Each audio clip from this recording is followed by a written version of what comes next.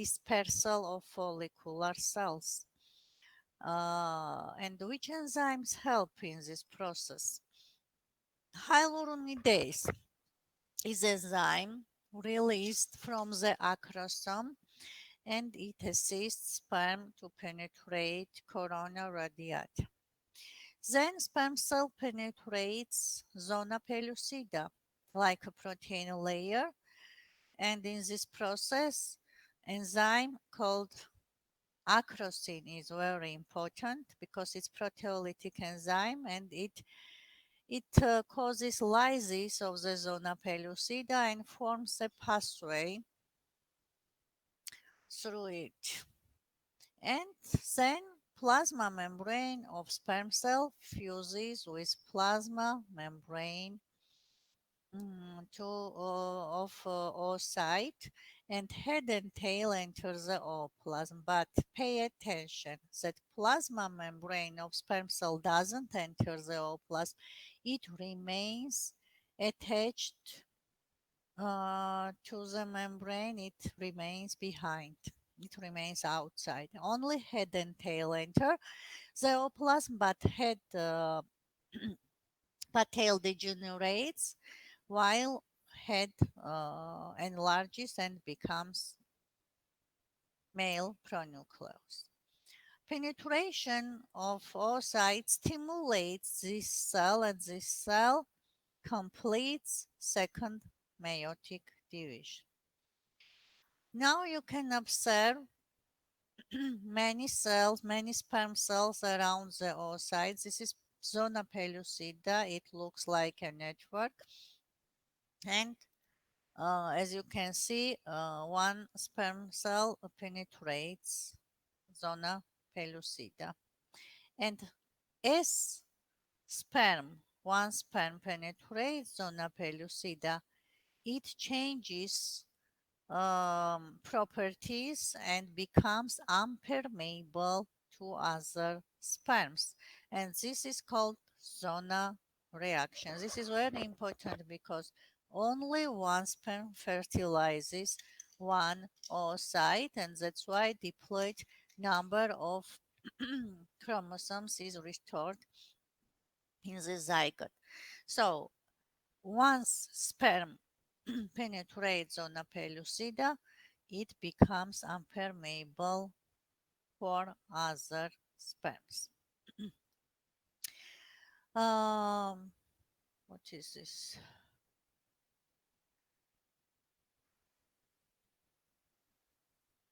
Now look here.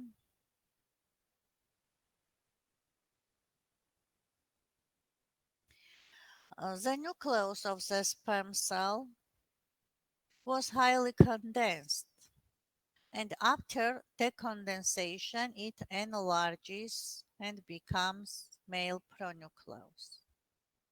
Nucleus of secondary oocyte completes second meiotic division and becomes female pronucleus. So this cell now contains two pronuclei.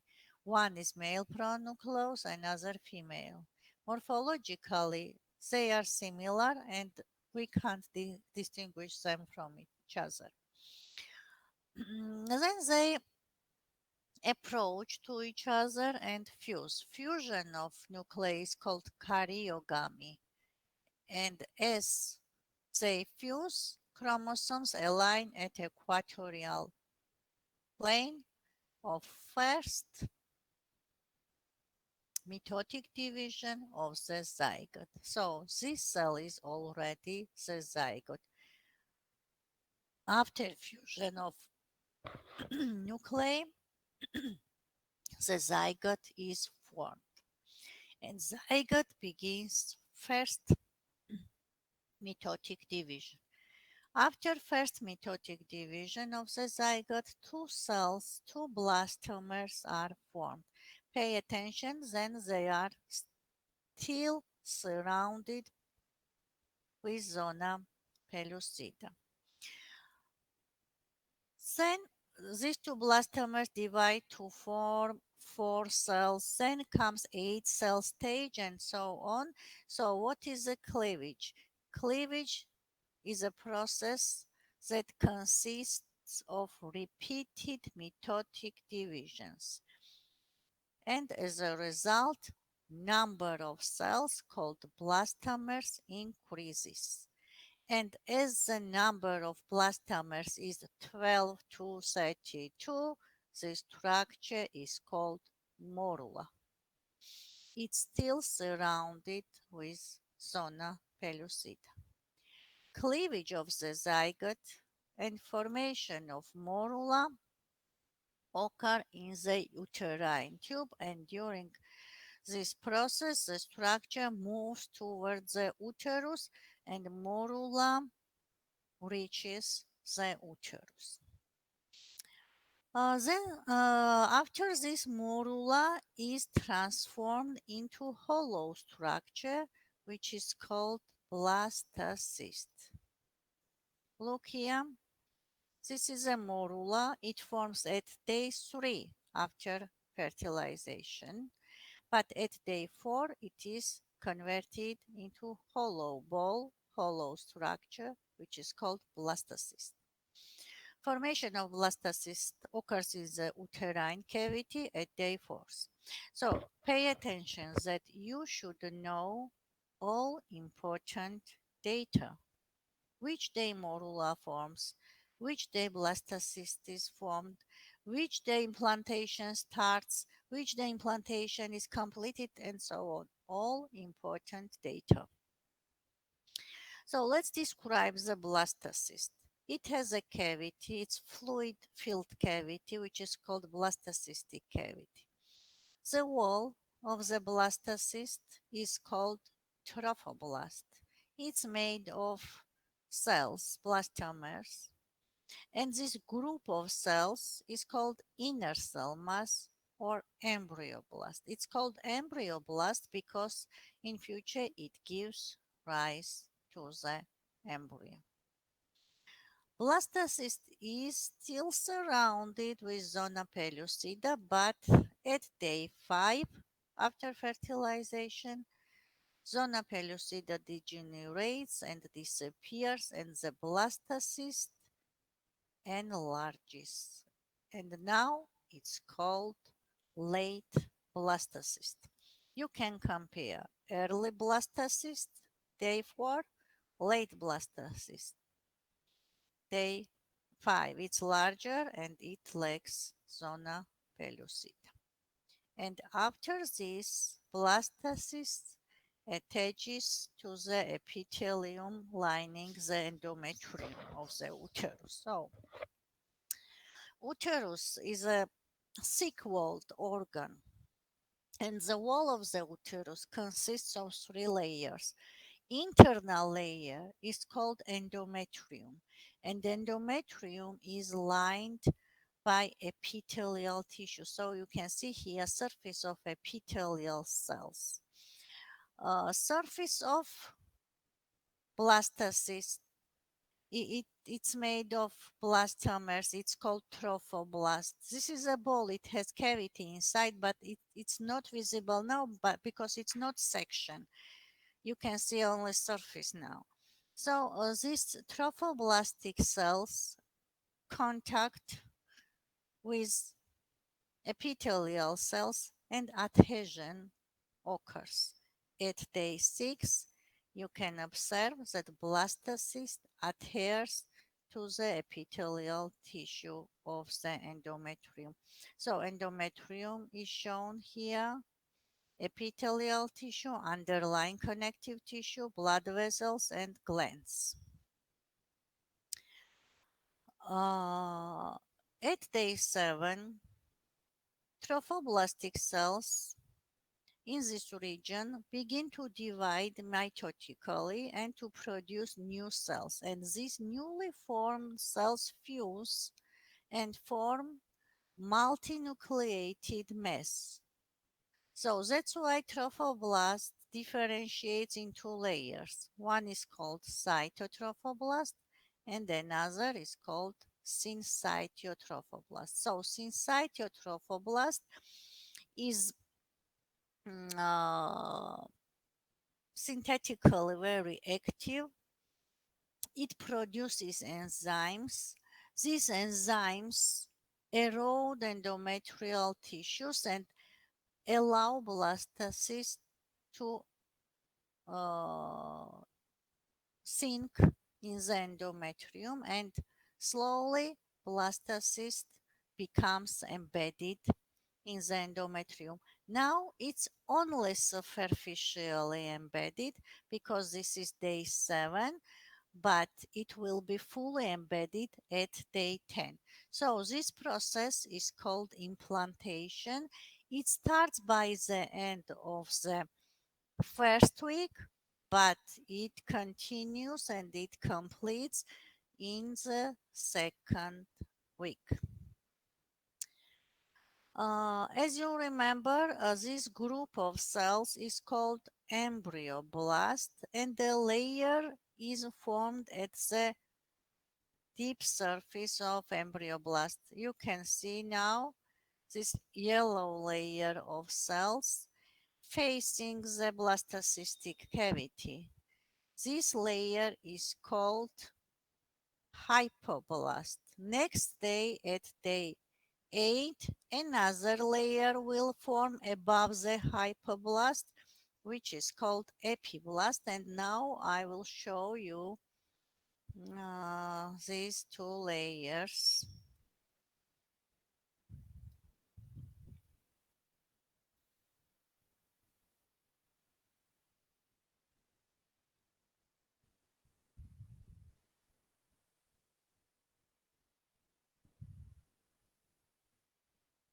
Are you listening to me or not? Yes, doctor. Yes, doctor. Yes, doctor. Yes, yes, doctor. It's not too easy to study this material because there are many new terms, and you should memorize all these terms. Yeah, doctor. Yes. Look here. I want to magnify. So this is day 7, and only hypoblast is formed. But at day 8, you can see another layer. It's called epiblast. So hypoblast is yellow, epiblast is blue. Hypoblast facing this cavity, blastocystic cavity, which is called now exocelomic cavity. It consists of small cuboidal cells. Epiblast consists of tall columnar cells, and it is facing another cavity. This small cavity is newly formed cavity. It's called amniotic cavity. So this group of cells, inner cell mass, is converted into bilaminar embryonic disc. This is a section through the blastocyst, and you can see uh, these two layers. But embryo itself, it's a rounded plate of cells. It's rounded, almost circular, and it's flat. It consists of two layers, hypoblast and epiblast, and it is called bilaminar embryonic disc. It lies between two cavities. This is exocelomic cavity, and this is amniotic cavity. At day 8, blastocyst is partially embedded in the endometrium. Syncytiotrophoblast enlarges. You can observe the same structures with electron microscope. This is bilaminar embryonic disc. This larger cavity is exocelomic cavity, and this small slit-like cavity is called amniotic cavity.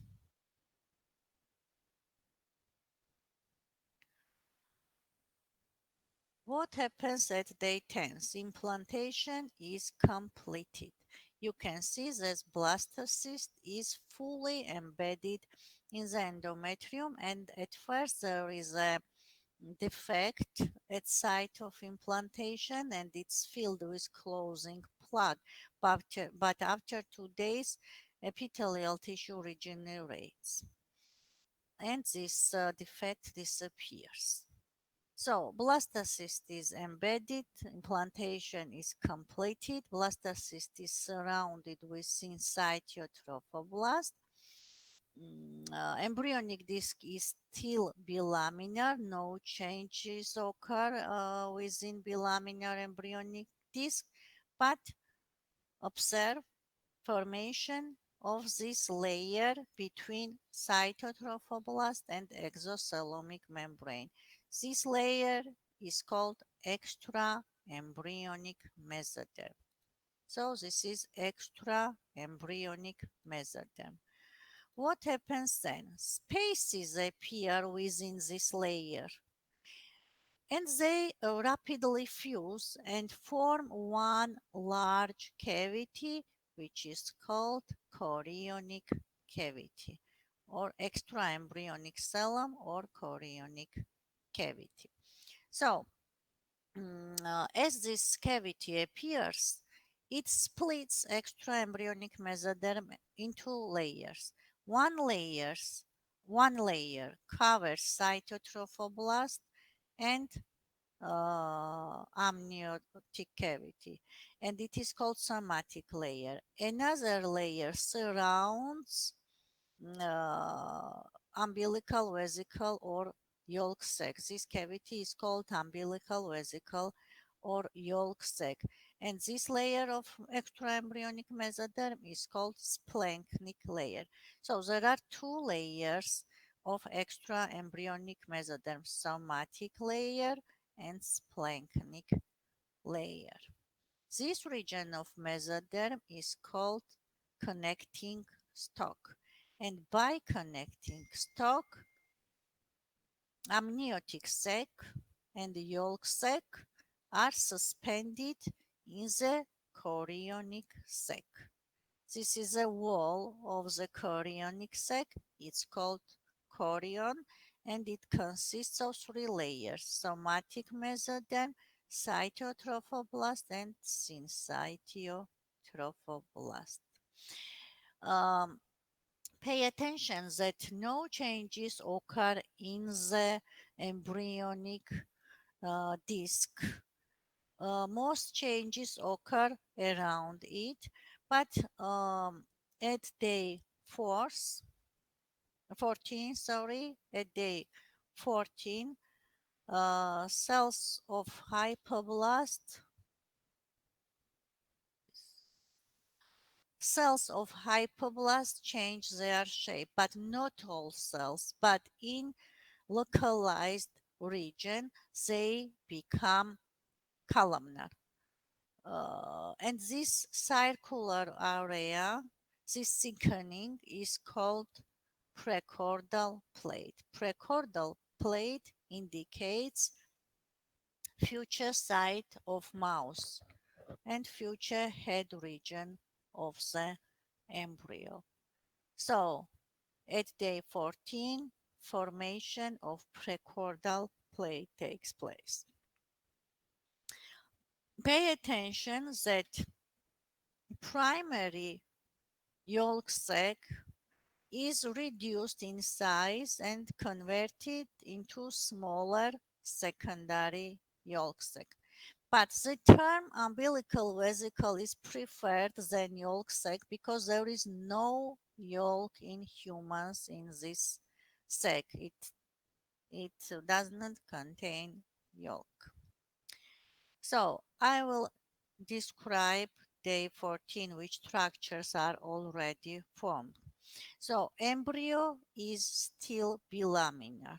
It consists of two layers, hypoblast and epiblast. It lies between two cavities, amniotic cavity and secondary yolk sac or secondary umbilical vesicle.